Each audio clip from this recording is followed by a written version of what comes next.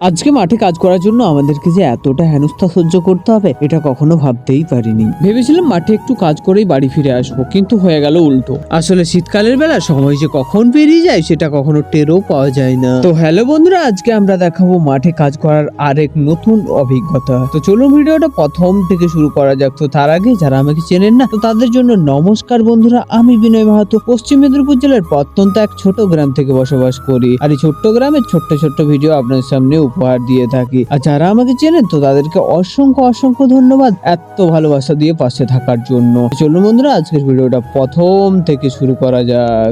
Good morning বন্ধুরা, সকাল সকাল আমি একটু সামান্য ছোলা খেয়ে নিচ্ছি। তার কারণ ছোলা খেয়ে নেওয়ার পরে আমরা চলে যাব মাঠে। আর মাঠে কিছু কাজ রয়েছে, যে কাজগুলো একটু পরেই তুলে ধরবো আপনাদের সামনে। তো এখন আমি আর বাবা বাইক নিয়ে বেরিয়ে গেলাম দুজনে মিলে মাঠে যাওয়ার জন্য। আসলে আজকে আমাদের জমিতে সার ছড়ানো হবে, আর সার ছড়ানোর জন্য রাসায়নিক সার গাড়িতে করে চলে এসেছে আমাদের জমিতে। সেটাই আনলোড করে দিল বাবা। আর বাড়ি থেকে তেমন কিছু খেয়ে আসা হয়নি, তাই কিছু বাবুজি কেক নিয়ে এসেছিলাম, বাবার একখানা আমার একখানা, সেটাই আমি একটু সামান্য খেয়ে নিলাম।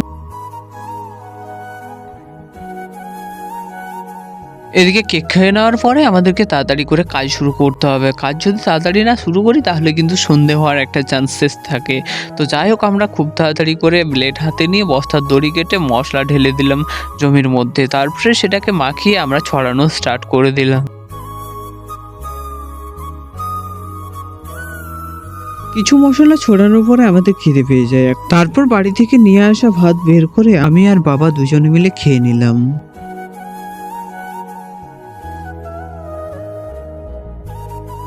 এদিকে মাঠে টিফিনে করে ভাত নিয়ে আসা হয়েছে, কিন্তু থালা আনতে ভুলে যাওয়ার কারণে আমাদেরকে টিফিনের যে ঢাকনাটা আছে সেই ঢাকন দিয়েই আমাদেরকে খেতে হচ্ছে, আর একজন টিফিনে খাওয়া হবে। আর এই খাবার আমি আর বাবা দুজনে মিলে খুব আনন্দ করে মাঠে খেয়ে নিলাম। তারপর আবার কাজ শুরু। এদিকে সেকেন্ড পার্টের যে মশলাটা ছিল সেটা ছিল আরেক বিঘা, 1 বিঘা ছড়ানো হয়েছিল, আরেক বিঘার কাজ বাকি আছে। কিন্তু বেলাও খুব তাড়াতাড়ি নেমে যাচ্ছে, আমাদেরকে তাড়াতাড়ি কাজটা করতে হবে। এদিকে তাড়াতাড়ি কাজ করতে গিয়েও পারলাম না, তার কারণ বেলা যে কখন নেমে যায় শীতকালের বেলার কোনো ভরসা নেই। তাই আমাদের ছড়াতে প্রায় অন্ধকার হয়ে গেল।